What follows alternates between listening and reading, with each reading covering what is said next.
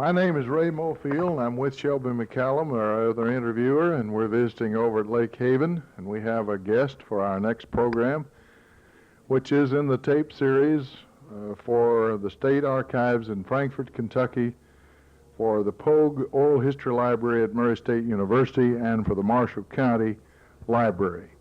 Our guest is Hurley Bondurarnt. We're going to talk to him this afternoon. First of all, we may embarrass him a little bit by asking him how old he is. Oh, 90 years old. 90 years. You knew my father, didn't you, Mr. Bondurarnt? We were great friends. And I think if my dad had lived, let's see, he was born March 30th, 1891, so that would have made him soon to be 92 years old, wouldn't it? Yeah. Years older than me. Yeah. I know you were considered some of the champion knife traders and so on in the county, weren't you? Yeah. Yes, that's right. And me and your father sat on the tree of knowledge up in the courtyard. We called that the tree of knowledge and traded knives. Oh, that's right. Dad was, I guess he was pretty shifty. He just, he'd about make his lunch nearly every day. Yeah. We'd walk when I first came over here. And 23 years ago, while he was able, I'd meet him down here and we'd walk in. Oh, yes. To the courthouse. Dad was pretty strong until the last 2 years of his life. Yeah, I went to see him quite a lot when he was over at the hospital. Last 2 years he spent at long-term care. Yeah. But before that, he was fairly vigorous. That's right. Enjoyed walking a lot. He had good friends like yourself around the courthouse. Well, let's get on with who were your parents, Mr. Bondurarnt? Well, George Bondurarnt. And your mother and her maiden name was? Melissa Free. Melissa Free. Yeah, was my. All right. Do you remember anything about, well, here's, your brother is showing us some pictures. There's your father and mother, I presume? That's right. And there's your photograph along with your wife. 65th. And is that the 65th wedding anniversary? That's right. Well, congratulations. That's, was that this year? This year. 6th of October. And a money tree with $65 on it. Yeah, well, good. That's Now, your brother's my old buddy from Murray Rotary Club. Oh, yeah. All right. Thank you very much, Charlie. Now, to get back, do you remember, perchance, either of your grandparents on one side or the other? Yes, my mother died when I was 6 years old, and my grandmother raised, and my father, why they raised us there. Mm-hmm. And their names were? Yeah, George Bondurarnt and Fanny. George Bondurarnt. and Fanny. All right. You remember the other side of the family? Yes, my mother, Matthew Free, and his wife was named Sally. That takes us back a good many years. Do you recall anything about the genealogy on further back? Did the Bondurarants come from, say, Virginia or, or North Carolina? Maybe Charlie can help us. Oh, John, my brother, researched their genealogy and found that the person from whom we all descended was John Peter Bondurarnt. Was that a French name? Yeah. And he came over with the French Huguenots. Mm-hmm. My brother John found that out in investigation. Like so many early Americans, they came because of religious persecution elsewhere, and they were the Protestant minority in France, so they left there and came to America. Yeah, grandmother Franny said she came in a covered wagon by the way of Tennessee. That's the type of thing we really like to hear. Now, where did you go to school, Mr. Bondurarnt? New Constitution. New Constitution. Now, that's the first time I've heard that in all this series of interviews that I've done throughout the county. Yeah. Now, you tell us about where that is, or was. Well, it wasn't on the highway. It came through, there's a road came through by the old school where I went. Right, was that near Hardin, Calvert, or Aurora, or? Oh, it's near Harvey. Harvey. Yeah, that's where I come up, out to Harvey. I see. Well, now, you know, when I interviewed Mildred Hoover, she told me that her parents had something to do with Harvey. Well, how I suppose it was on account of the post office. Mhm. James Harvey, Ivy was his name, Mm-hmm. and I suppose that's how come the post office called Harvey. That's exactly what she told us, That's and right. that sort of thing. Well, I just didn't know. New Constitution. Yeah. Right? Was In it a nine- one-room, was it a log school, or No, frame? frame school. Had one teacher, One teacher. taught all the grades. Do you remember any of your teachers' names? Well, yes, Miss Ida Thomas, that's Rose's mother, Roe Thomas's mother. Yeah. Great, great. was Glad to my hear it. first teacher, 1899. I was 6 years old, and Yes, sir. she is my first teacher. And there's two of us living. I'm myself and Ola Park. Who went to the school that year? Yeah, there were 46 on that group, Mm-hmm. and there's only two of us living. Well, you've had a remarkable long life, and we congratulate you on it. You no doubt evidently feared God and kept His commandments. Wasn't that the first commandment with promise, was that if you'd honor your father and mother, That's right. you'd live longer? Uh-huh. Well, very good. Did Charlie go to school there, too? Yes, he went to school there. How many brothers and sisters did you have? Well, I didn't have any sisters, two half-brothers. Mhm. Charlie and John were my half-brothers. I see. Their mother died at they were young.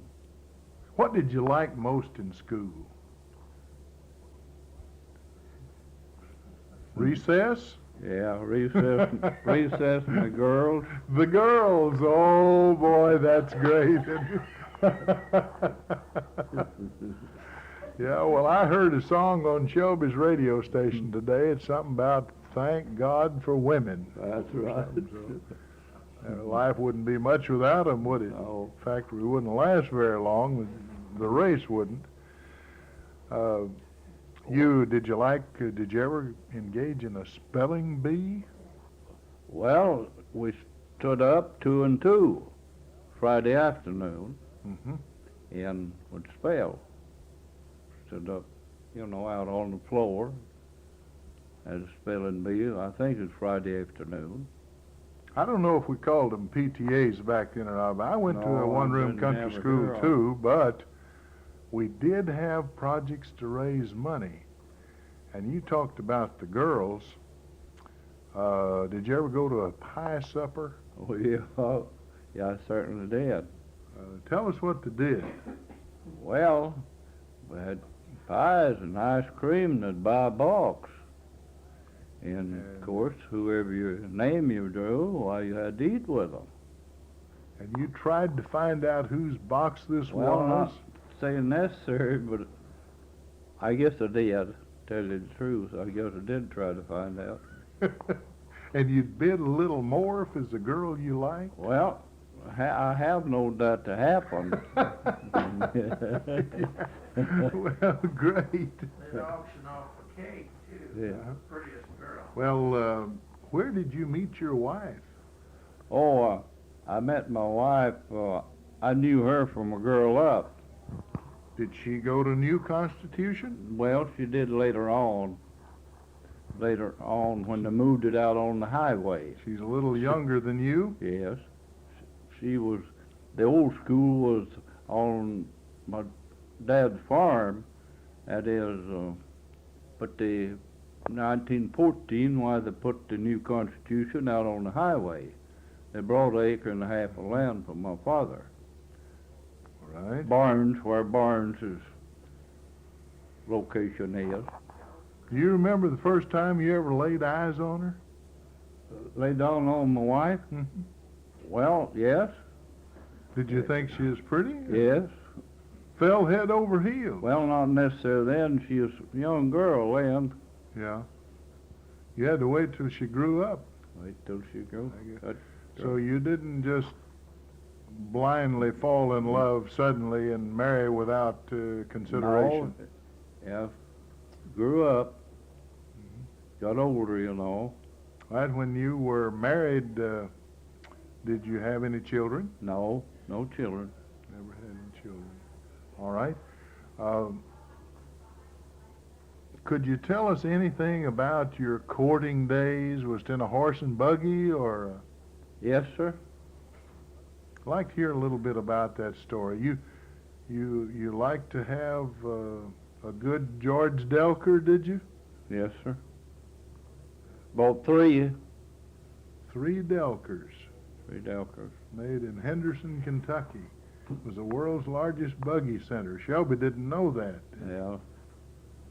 but we'll tell him something if he'll listen to us, won't 3 buggies, 1 horse. we? Yeah. What did this horse look like? Was he He was a blaze face. 4 white stocking feet? Yeah. Good. Boy, you were a sport, weren't you? I thought it was, you know. What did your wife think? Did you think he was a pretty handsome young man? I guess I did. Yeah. Oh, that's wonderful. She's seated right over here by us. Yeah. 65 years together. I just think that's so marvelous. Well, it is wonderful.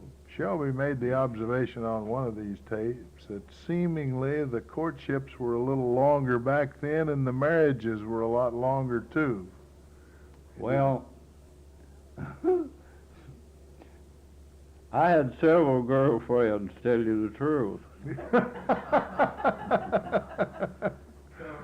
But you picked the best one, didn't you? Well, yeah, I'll tell you the best to the last. Yeah, good. Yeah. All right, Mr. Bondurarnt, after you got grown, were you ever threatened by military service? Did you? Yes. Yeah. What branch did you serve in? Or did Well, it was the 35th Field Artillery. 35th Field Artillery, and that would have been World War I. World War One. Where did you train? Well, in Louisville, That was Camp Taylor. Camp Taylor. And after that, where did you go? Alabama? Went to Alabama. Yeah. That is Camp McClellan, near Anniston? near Anniston. Okay. And how long did you stay there? Well, it was hardly 6 months. Were you ever shipped overseas? No. Or did the war ended first? War ended first. That war didn't last Too like long. Vietnam No. and so on. Too long.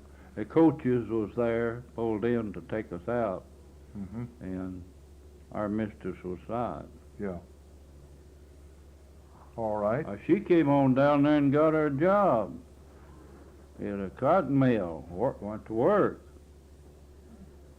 Well, I couldn't have lived on $8.30 a month. I mean, couldn't. 30 cents a month. Was that what they paid then? Well, they paid $1 a day, but she drew half of it, see. And then insurance, You were married then before you were Yeah. drafted. Yeah. I see. $10,000 insurance, they got $670. Well, you know, And pay. $8.30 was all I received, and that didn't keep them in candy and cigarettes.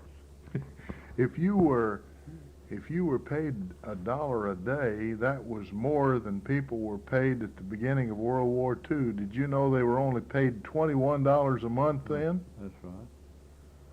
That's right. Shelby wasn't a disc jockey then, but I remember playing a record called $21 a day, once a month. Yeah. Boris Cole remembers that. They,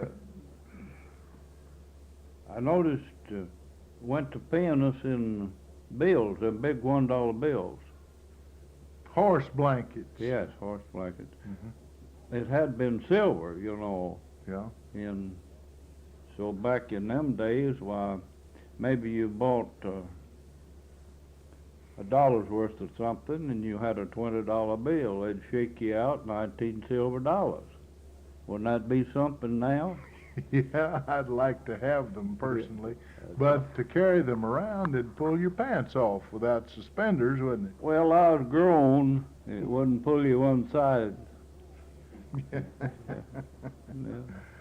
All right, when you got back, what did you begin to do? How did you make a living throughout your career? Did you have one job or several different ones, or Never did you had. farm?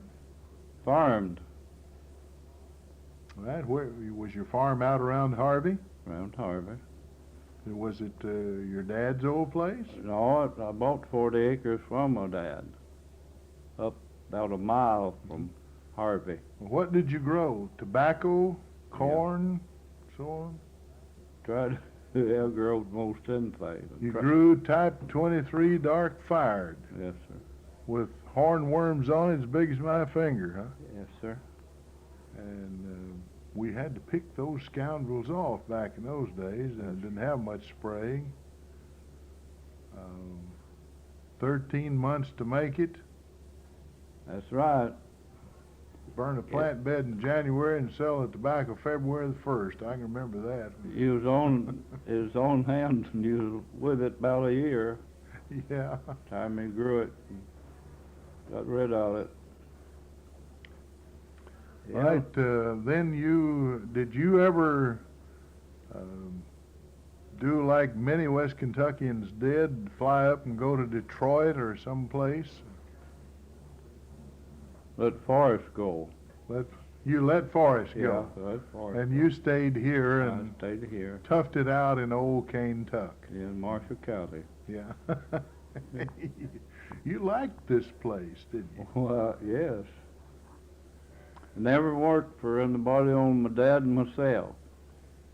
All right, could you tell us some funny things that happened in your early life? Do you remember anything when you were setting up your first home, maybe, or that turned out to be amusing? Might not have been funny then, but you later looked back on it and laughed about it? Oh, well, no, I don't remember anything much. It just worked. Me and her worked. I don't remember. I tried about everything in the book in the way of chickens and hogs and cows, strawberries, fuel, and tobacco and cotton. He even grew some cotton. There was a gin in Benton one time, wasn't Yeah. there? Straw Sacred. Ross Acree owned the Benton cotton gin. Straw Sacred. Well, that's a new piece of information. I've never found that from anybody else till Ross. you did it. And See how valuable you've been, Mr. Bondurarnt? yeah, Ross on a cotton gin. Well, did you I- ever grow any strawberries? Yes, a little patch. I put them on the poorest ground so grass wouldn't grow. Did you ever steal a watermelon? Yes, sir. Stole watermelon, buggy whips. Well, I guess if most of the boys that grew up in the country told the truth, they'd have to say that they'd Yeah. stolen at least one watermelon. I Yeah. remember I did one time. I was Yeah. scared to death. I just knew the man would catch us and kill us all. Yes. My conscience bothered me awfully bad, but not enough to keep me from getting it and eating it. Yeah, I guess every boy nearly went. Of course, back then, so many people raised watermelons, you know. Oh, everybody had a watermelon patch. Took to a few watermelons. Yeah. Did you ever take off 39 cents worth of cream on Wednesday and Saturday? Take it to a fella and he'd put it in a Babcock tester and turn the crank around and... Tell you who bought the first cream in Marshall County, and that was John Atlas at Brewers. John Atlas, see, he's one of the most valuable men we've ever talked to, and John Atlas at Brewers was the first cream buyer in the county. That I knew anything about. I believe I mispronounced it. It was Adlich, was it? A-D-L-I-C-H? Yeah. Yes. I remember one of those boys playing basketball. I can't think of his name. Homer, was it? They Homer. called him Egghead, though. Egghead. Yeah. Homer. Yeah. Was he related to this cream buyer? Yes, the cream buyer was his uncle. Uh-huh. Will was his father's name. Well, very good, very good. Do you remember anything about what Benton was like when you were a young man? Well, Any of the merchants or... tied up around the square. It was just about around the square and that was it, huh? You'll tie up a chain, tie your horses to. You didn't have parking meters then? Oh, no. Just whoever got there first tied up. Sweet potatoes, Tater Dave, Mm-hmm. covered wagons. Yeah. Did you go to big singing in the early days, too? Never missed many. Did you attend church? Yes, sir. Well, let me ask you, what was church much different then? Were the sermons longer, or Yes, sir. the fellows just long-winded and you could hardly get them stopped? Preacher hour. Yeah. Well, I've seen some pictures in old school books that I had of a fellow that would go around in church, and he had a rabbit foot tacked on a long pole, about what we'd call a tobacco stick, I guess. And when he saw some boys going to sleep, he'd reach over and scratch them on the head till they woke up. Yeah. And they wouldn't let you sleep back in church in those days, would they? No. Lots of them had preaching just once a month, too, didn't they? That's right. That's right. Oh, Saturday, where I went to church at New Bethel, out to Mayfield Highway, why they had... That's New Bethel Baptist? Yeah. Okay. Saturday at 11 and Sunday at 11 when I grew up. And then later on, why they did away with Saturday and had Sunday night. Once a month, old Brother Tubbs from old Taylorsville. They didn't have weekend big meetings then either, did they? Did they run, what, 2 or 3 weeks sometimes? No, I don't recall ever that long, but they'd run a week anyhow. At least a week. Yeah. Did you ever hear of a brush arbor? Oh yes, I've been to 'em. Brother Castleberry. Mm-hmm. Tell us what they were like. Well, what they were like is just a couple of blocks of stowwood and a plank on there, sit on. And Yeah. they'd And had the brush over, you on know. top to keep on some top. of the hotter rays of the Yeah. suns off. Of course, that didn't ever go on overnight. Uh-huh. The boys would go overnight, you know, horseback. What kind of lights did they have at a place like Well, lanterns. that? Kerosene lantern, the old farm lantern. So it wasn't very well lighted. That gave you a chance to talk to your girl with a little more privacy, huh? That's right. Good. There are always some advantages in nearly everything, aren't There is. there? Yeah, I used to go to Kirksey to the sanctified meetings up there. You talk about buying some land. Could you tell us about what the price of land was then? It wasn't $1,000 an acre, was it? Oh, no.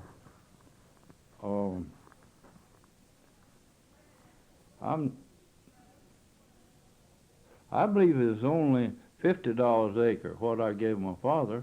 $50 an acre. Yeah. That sounds about the typical price. That was in 19. Mm-hmm. And he was aiming to charge me 6% interest. But I think maybe he knocked that off later on down the line. The interest. I'd like to get some at 6% now. Yeah. It's been 15 or 20 for a while, hasn't it?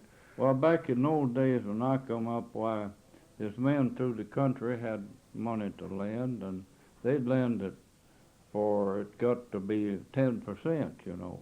Mm-hmm. And at the bank, I recall Hardin, we got, was 12 up there. Mm-hmm. I remember one time. My brother John brought a cow up there, through the county agent. I remember the cashier at Hardin when I was a boy was Dave Booker. Yeah, I remember him very well. All right. Do you recall anything about your early medical treatment? Did your mother ever make you wear a bag of acidity around your neck? Well, I don't recall about that. I remember she combed them off my head, my grandmother. Lice? Well, yeah, that's right. How in the world did you get those? At school somewhere? I don't know, probably come out of the weeds. Took a little bit of sulfur, didn't it? Yeah, comb them off. Grandmother would comb them off. Yeah. Right. Do you recall you were riding your first train? Yeah, I do. 1906. Was that the old NC in St. L? Yeah. From Me and my grandmother went to Ballard County, you had to ride to Paducah Paducah, and change and go on. I see them. on the Illinois Central. Yeah. Well, do you remember anything about your first airplane? Well, yes. Fair at in Graves County. Went to the fair. And they had a. Airplane. Could you get a ride for say about a? Well, I don't know anything about the ride. What fee was to ride it? They'd make your horse break loose. Yeah. I remember an airplane coming to Hardin once and landed in what I call Ted Pace's field out there. And they'd take you up for a cent a pound. Well, I don't remember. And of course, I weighed about 100 pounds then, and I wanted to ride, but I don't think my dad had $1. At least that he wanted to give for me to ride an airplane. Yeah. The thing about that was, men held that by a rope till they cranked her up until she got up enough speed, and they cut her loose and she'd go. I remember that. Men would hold that thing with a rope till she got, you know. I remember the tail of the first one I ever saw didn't have a tail wheel on it. It had something that resembled a Model T Ford spring that just hit the ground. And that was the first plane that I remember. And then later on, they had a Ford Tri-Motor that landed and carried 15 passengers.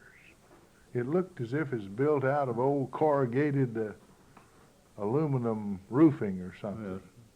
But I thought that was great. Had 3 engines. And it looked awfully good. What about your first radio? Well, oh yes, my first radio was a battery set. Mm-hmm. And I had wind charger on poles. 37, I guess, about 37. Mm-hmm.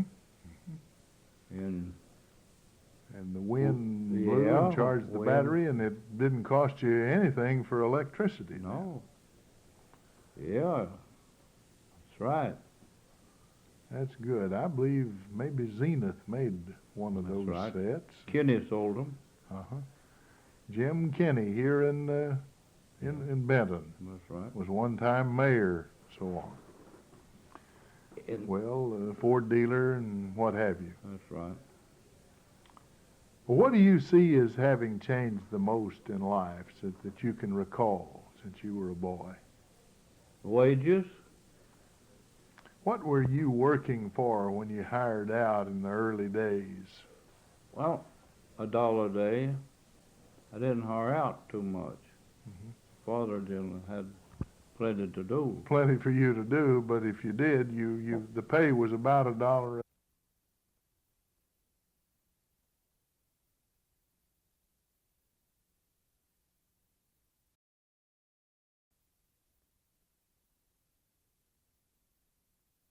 Much. Mhm. Father didn't had plenty to do. Plenty for you to do, but if you did, the pay was about $1 a day. Pick up a little spending money, help haul hay or cut tobacco Mhm. for my neighbors, you know. Sure. Well, Shelby generally comes in and asks a question or two. I think I know what you're going to say, but Shelby, go ahead. Yes, well, our time is about up, so I'll make this very brief. But we've asked everyone, some 20-odd people, if you had life to live over again, would you still pick Marshall County? I sure would. But your answer is the same as the rest of them. Never been nowhere else. Thank Good you enough. so much. Marshall County and Benton is good enough for me. It's been a real pleasure to be with you and to do another tape in the State know. Library series.